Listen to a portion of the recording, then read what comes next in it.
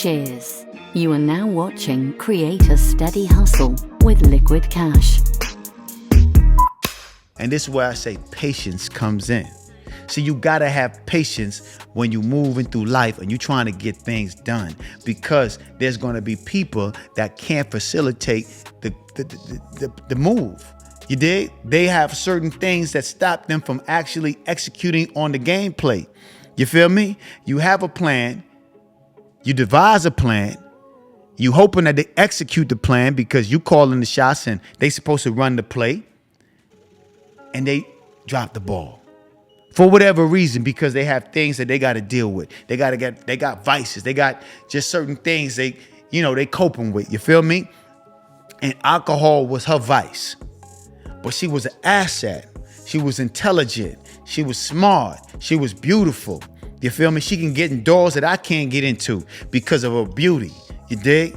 She was able to facilitate certain things that I wasn't able to negotiate or facilitate because of her beauty and because of her brain. You dig me? But that one thing was her downfall: drinking. You dig? So I had to have patience with her. And we made a lot of money because of my patience. I didn't stop fucking with her. I didn't cut her off. I had to understand that I got to cope and help her through this particular problem that she was basically having at the particular time. Did I want to deal with that? No, I didn't want to deal with that. I'm not a AA, type of guy. I'm not the one that you call on when time for therapy session, because I don't know how to cope or talk somebody over the ledge from doing something that I don't do. I'm not into alcohol. I don't drink that much. When I did drink, I only drink one glass a day or one glass a outing. I go to the club and sip from the same cup all night for the whole 4 hours. That was just my way of moving. You dig? I never got addicted to any substance, drugs, alcohol, weed, cigarette. It was nothing that I was addicted to but the power of the dollar. Only thing I wanted was some money. That's all I was addicted to, was getting to the money. You dig? And she was addicted to the same thing, but the alcohol was a part of her addiction. It came with her. But eventually, after getting her mind right and getting her on the right track, she was able to shake that off. She was able to, I was able to weave her off of that, and she was able to, get back 100% sober and get her mind right. You feel me? Now, of course, I wanted to knock her head off when she came back from that clientele condo. And, after being there for 35 hours because she fell asleep, having too much fun, of course I was upset. I didn't put my hands on her because I don't believe in hitting women, but you're going to be upset. So I advise you guys, be patient with some of the situations that you're in right now and the things that you may be going through. Be patient with your lady. Be patient with your business partner. Be patient with your kids. You're going to need patience in order to facilitate certain things that you want to do. Without patience and understanding delayed gratification, you can cut things short too soon. You feel me? Help the people move through the adversities they may be facing. Sometimes you might not be the problem. It might be the person that you with that may be the problem. That's going to happen. But you can't just give up on certain situations, especially if it's profitable and y'all work together as a team. There's a certain synergy. You feel me? There's a certain energy that y'all possess when y'all work together and you create that mastermind with that young lady or that young man you rocking with. Especially when you're in these streets, you're going to need each other. You feel me? Even when you outside of the streets, you're going to need each other. So you got to have patience with each other and understand that two or more come together in my name, then I shall appear. That's God.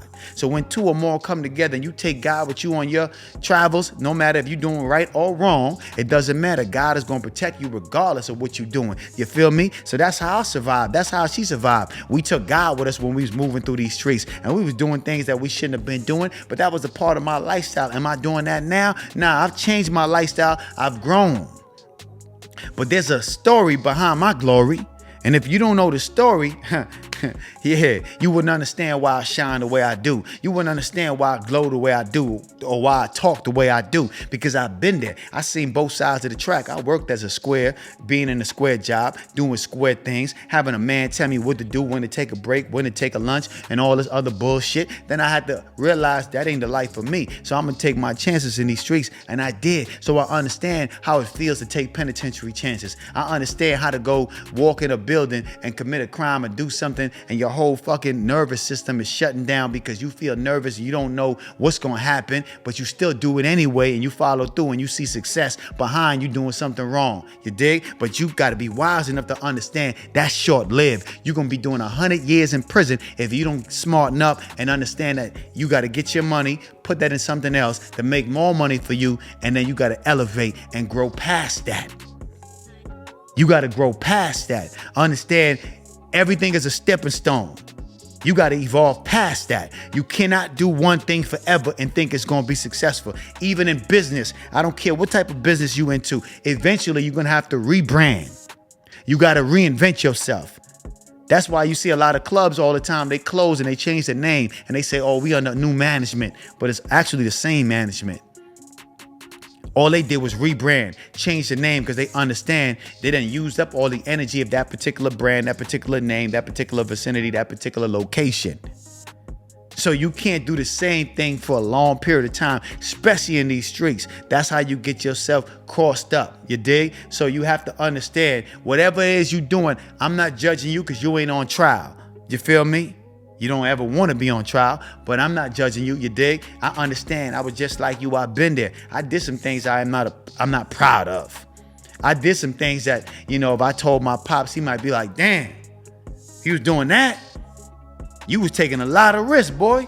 You feel me? He might not be proud of the things I did, but he's proud of me now because I changed my life and I wised up. You feel me?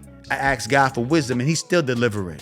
If you would like to watch this full episode without having to wait, subscribe to my YouTube membership where you can watch the full episode before it's released. And if you want to watch more content, join my Patreon family for more exclusive, never before seen episodes. All the information will be in the description below. Cheers.